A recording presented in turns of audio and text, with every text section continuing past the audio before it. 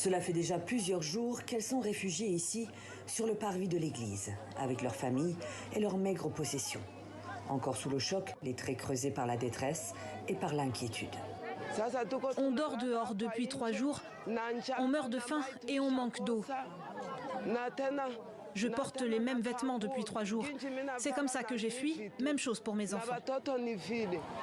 Une vie de déplacés, c'est désormais le lot de 8000 familles, toutes originaires de 6 villages de Rougari, au nord de Goma, dans le Nord Kivu.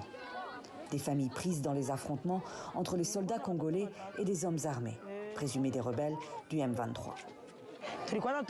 On était dans nos champs à Rougari quand on a entendu des détonations d'armes lourdes et légères.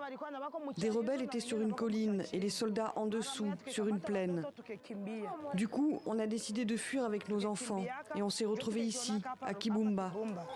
Les rebelles présumés auraient visé une position de l'armée à Niessissi. Après l'attaque, des renforts ont été envoyés dans la zone.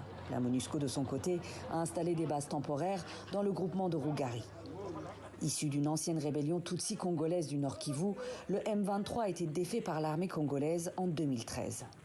Mais le mouvement semble de nouveau actif, avec plusieurs attaques attribuées à ses membres depuis l'automne. Et ce, malgré la présence des casques bleus et l'état de siège décrété depuis mai. À tel point que les villageois déplacés refusent pour l'heure de rentrer chez eux. Quand on a fui, les rebelles en ont profité pour piller tous nos biens. Je n'ai rien apporté dans ma fuite, même pas un vêtement. On a appris même que tout est déjà pillé.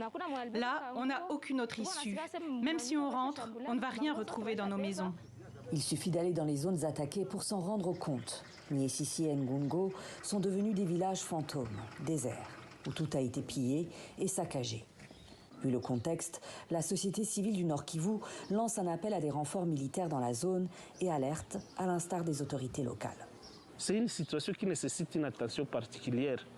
Rougari, ce n'est pas la première fois qu'il se trouve dans cette condition.